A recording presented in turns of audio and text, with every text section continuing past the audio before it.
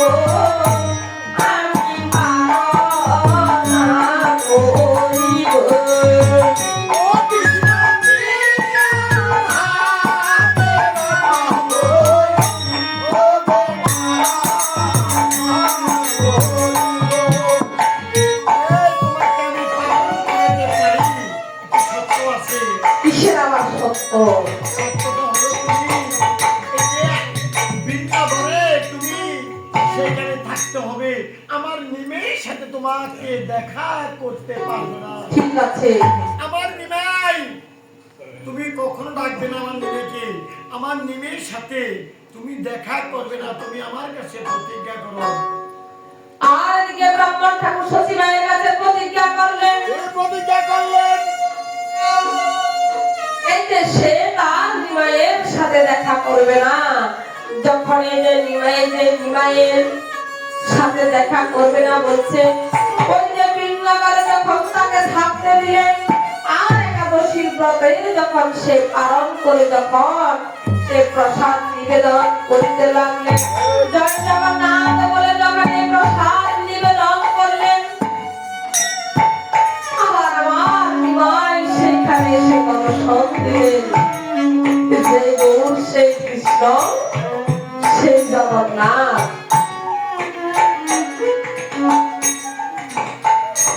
আর এদিকে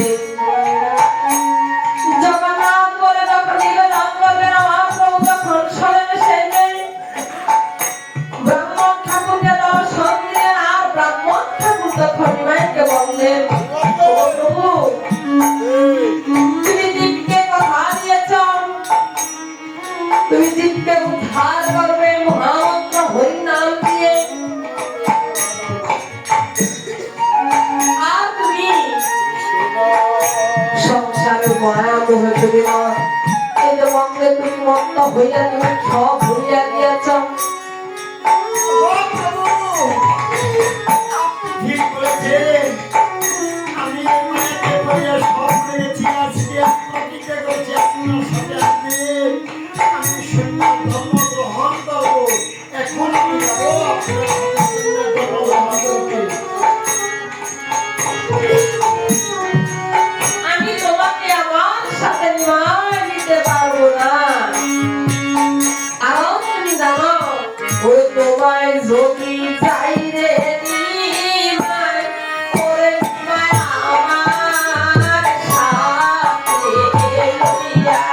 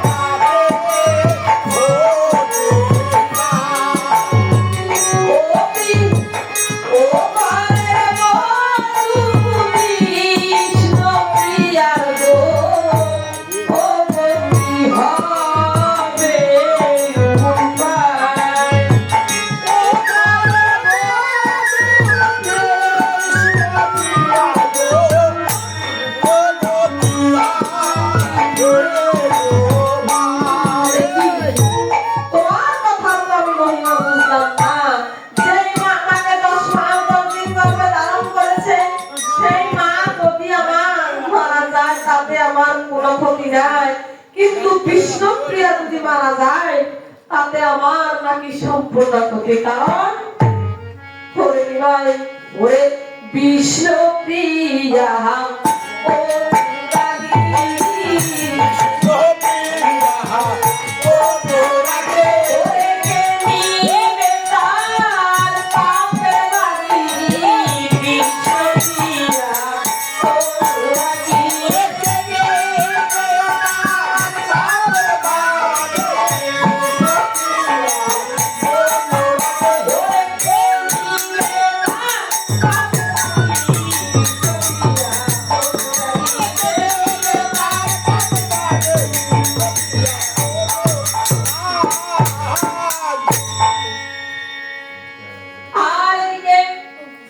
এই নিমাই, আমি ওই কাটোয়া কাঞ্চন নগরে আমি অবস্থান করব। সেইখানে গিয়ে তোমার যখন সময় হবে সেইখানে গিয়ে আমার সাথে তুমি দেখা করবে। সেখানে আমি তোমাকে সন্ন্যাস মন্ত্র আমি প্রদান করব। ঠিক আছে। আর এদিকে নিমাই কি কার্য করলেন? এই যে যখন এই যে নিমাইকে দেখে নিত্যানন্দ তখন কহিতে লাগলেন, তোমার মন কেন ভালো লাগছে না? বেশি না জানি, বেশি মিলে না।